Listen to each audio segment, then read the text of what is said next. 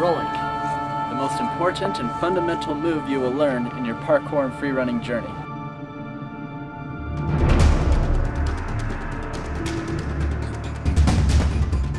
So when first learning the breakfall roll, it's good to find like a soft surface like grass or something. You don't want to learn it on cement because if you're practicing and you mess up, you can hurt different parts of your back or hit your head, and then you're in for a real doozy. But grass is usually a perfect surface for you to learn on. So what you want to first initially focus on is it's not a forward somersault like you do in gymnastics, because with the impact and momentum, if you're going straight over your head, there's always the risk of you hitting your head. So the idea of the roll is that you're going from one shoulder diagonal across your back to your hip, so that you're not rolling directly over your spine, so that you can avoid any potential injury, because you never know what kind of surface you're going to be rolling on.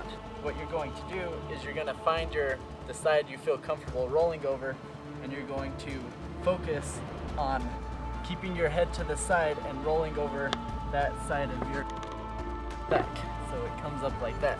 Some people like to use their hands to support themselves as they go into the roll. That's personally what I do. Some people like to do an arm scoop, and kind of allows them to make sure they tuck that shoulder.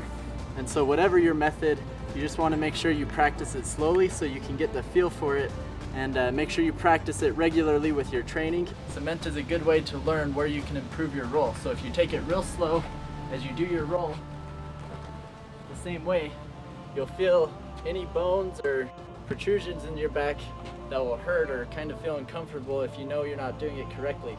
And everyone's back is different, so you may need to adjust it a little bit to make sure that you're doing the roll just so you're avoiding those soft spots. When you first start to learn the roll with doing drops, you want to start with something low and work your way up. Stairs are a perfect example. Maybe if you can find stairs over grass or something soft, you may not necessarily want to start with cement, but I'm just going to use these stairs as an example of how you progress.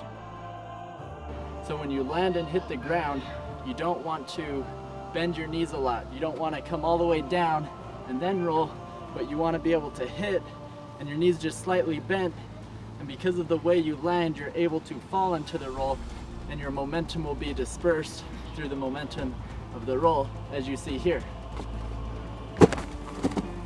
Sometimes accidents happen when you're doing parkour, and having the roll down, having it drilled, your muscle memory will know just how to do it. And there is how you save yourself if you're about to eat it.